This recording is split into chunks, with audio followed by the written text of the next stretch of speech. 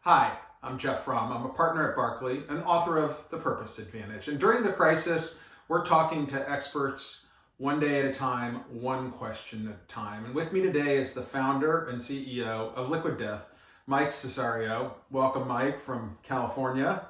Hi, Jeff. Um, Liquid Death. I mean, first, I'd like to know a little bit about the backstory of the brand, and then, this irreverent brand. How does it fit into today's culture and the crisis, and what can other people learn from how your brand is operating during the crisis? Yeah, so Liquid Death started as kind of a culmination of all these different things that I was into. And, I grew up playing in punk rock bands and metal bands and was very much a part of that culture and still am. And I think what most people are surprised about is how many people in that world actually care about health. Like we like to say, there's probably more vegans at a Cannibal Corpse show than a Taylor Swift show. But healthy products are really only marketed to a very narrow customer, even though, especially now in 2020, like health is just a way, way wider thing than it ever was. Like everything's going healthier. And all the big alcohol companies are freaking out because kids that are 19 and 20 now aren't drinking near as much alcohol as they were when I was 19 or 20. And they care about being healthier and all these kinds of things. So we saw this space where, I haven't drank soda in years. And, I eat vegetarian most of the time.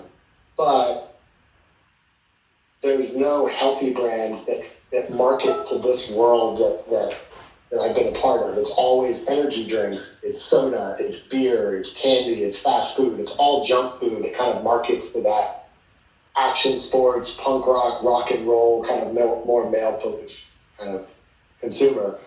So the idea was, all right, well, people don't drink enough water.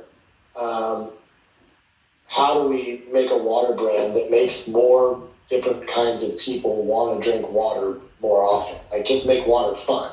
I think as marketers, we all know as soda brands or as beer brands, we're all about fun refreshment. How do you make everybody associate our brand with fun and party life?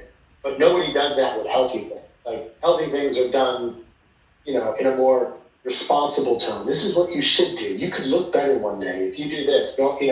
It's just a very different tone. So we just found a way to put water in a tall boy can that looks more like beer, because I think the insight that we had was if you want teens to actually want something, you should actually market it to people in their 20s. And it's like if you try to market to teens won't think it's cool, but 12-year-olds will think it's cool.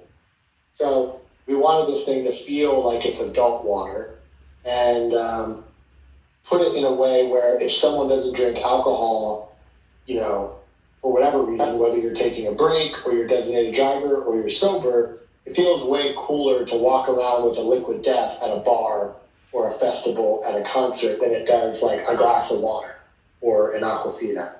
And then the flip side, that the other thing that we do care about is sustainability. So aluminum cans are infinitely recyclable. And I think everyone knows that plastic bottles are like the new tobacco. Like everybody's trying to get rid of them. Starbucks is getting rid of plastic straws. Marriott's getting rid of plastic straws. It's only a matter of time before plastic bottles really just go away. And aluminum is really one of the only materials that is consistently recycled. Most people don't realize when you throw your plastic bottle in a blue bin, it goes to a recycling facility and then they send it to a landfill. And the same thing happens with glass in a lot of places. And the same thing even happens with like box water, because all of those things require special processes where they're not profitable to recycle. So unless they're subsidized by somebody, the recycling facilities would go out of business trying to recycle and process it. But aluminum and metal is easy to melt down into big bricks and then resell at a profit. So it's really only aluminum that's consistently getting recycled. And that's kind of the high level of what the brand's all about and what we're trying to do. And as we're going through this crisis, are people more receptive to your brand? Do they want a break from the everyday? What are you seeing? Yeah, I think what we're seeing is people want humor now, probably more than ever, because you turn on the news and it's depressing. And just to think about what's really going on and that you might not be able to go to a concert for a year is depressing. So I think if you look in your social feed, most of what you see is humor. It's like people doing funny quarantine memes or like trying to make light of something that is a very serious situation, because it's the only way to really stay sane, being stuck in your house all day. So I think people are gravitating towards a brand like ours even more. I think we get the question, well, because it says death and people are actually dying, like, is that a problem? It's like, no, because the way we use death is in a really funny, lighthearted way.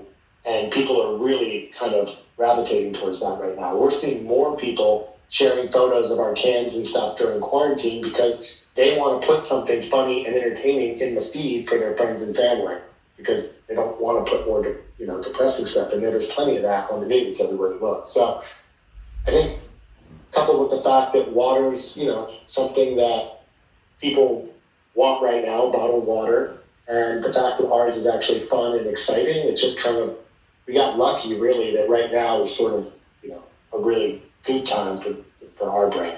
That's awesome. I'm Jeff Fromm. We're taking one question a day. Thank you, Mike. If you have a question, you can email me at jfromm@barclayus.com.